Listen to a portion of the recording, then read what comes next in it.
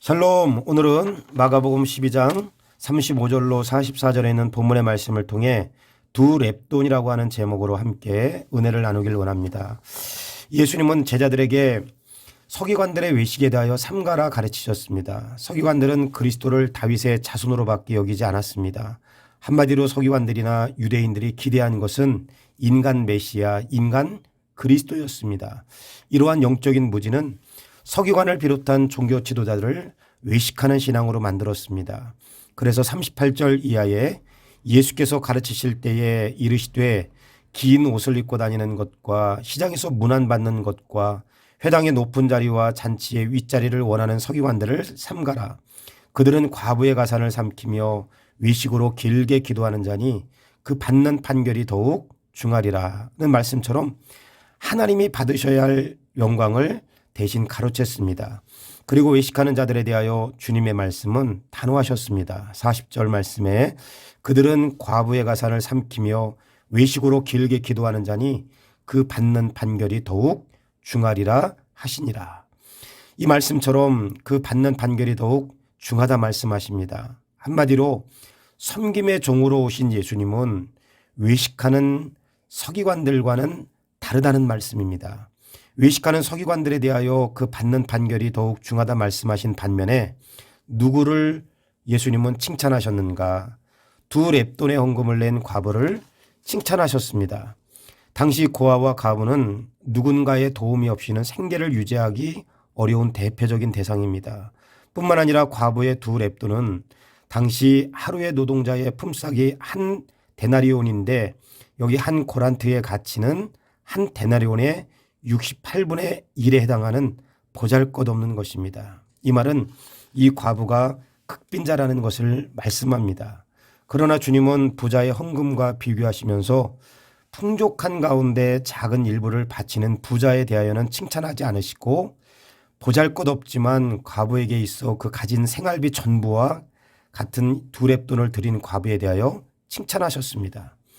그러면 이 말씀이 주님은 헌금하실 액수가 아니라 마음을 보신다는 의미로 헌금의 자세에 대한 말씀인가?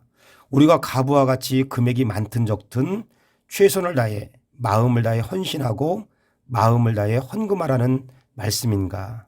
지금 예수님은 외식함으로 섬김을 받으려는 당시 서기관과 종교 지도자들과는 달리 섬김의 종으로 오신 그리스도이심을 말씀하시는 것입니다. 뿐만 아니라 풍부한 가운데 일부를 드린 부자와는 달리 하루 품삯의 68분의 1이라는 보잘것없는 두 렙돈을 드린 과부처럼 자신의 전 재산과도 같고 생활비의 전부와도 같은 액수를 드린 과부처럼 예수님도 생명을 아끼지 아니하시고 당신의 백성을 위해 하늘 보좌를 다 내려놓으시고 섬김의 종으로 오신 그리스도이심을 말씀하는 것입니다. 우리가 믿는 예수님은 섬김을 받으려는 외식하는 지도자들과 달리 섬김의 종으로 오셨습니다. 10장 45절 말씀에 인자가 온 것은 섬김을 받으려 함이 아니라 도리어 섬기려 하고 자기 목숨을 많은 사람의 대속물로 주려 함이니라.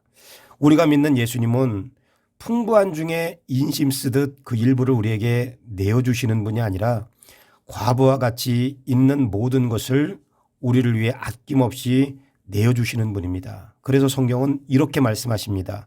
로마서 8장 32절 말씀에 자기 아들을 아끼지 아니하시고 우리 모든 사람을 위하여 내어주신 이가 어찌 그 아들과 함께 모든 것을 우리에게 주시지 아니하겠느냐.